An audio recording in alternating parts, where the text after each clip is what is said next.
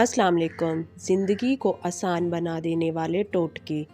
خشکی دور کرنے کے لیے ناریل کے روغن میں لیموں کا ذرا سا رس ملا دیں اور اسے سر پر مالش کیجیے۔ چند روز ایسا ہی کریں، بالوں کی خشکی دور ہو جائے گی۔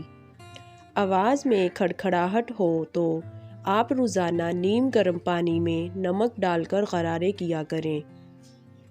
بند گوبھی کو جب کھانے میں ملائیں آخر میں ڈالیں تاکہ وہ کرسپی رہے اور مزہ برقرار رہے۔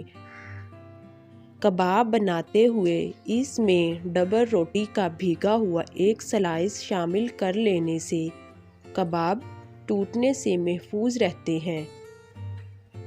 اگر جسم سے بدبو آتی ہو، پھٹکڑی لے کر پانی میں ملا لیں، اس پانی سے غسل کریں، انشاءاللہ جسم سے بدبو آنا ختم ہو جائے گی۔ کریم یا ملائی کو کھٹا ہونے سے بچانے کے لیے اس میں تھوڑی سی چینی ملا کر ٹھنڈی جگہ پر رکھیں۔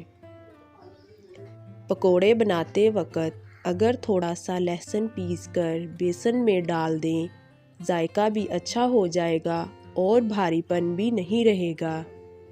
اپنا سیدھا ہاتھ گال کے نیچے رکھ کر سونے سے ہارٹ اٹیک سے محفوظ رہتے ہیں۔ رات کا کھانا نہ کھانا جلد بڑھاپا لاتا ہے۔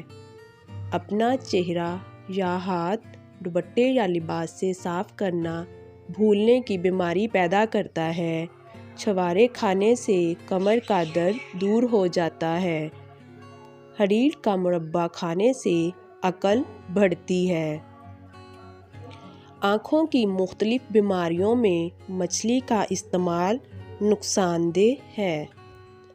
جب کسی نئے شہر میں جائیں تو سب سے پہلے اس شہر کی پیاز کھائیں، اس شہر کے وبائی امراض سے محفوظ رہیں گے۔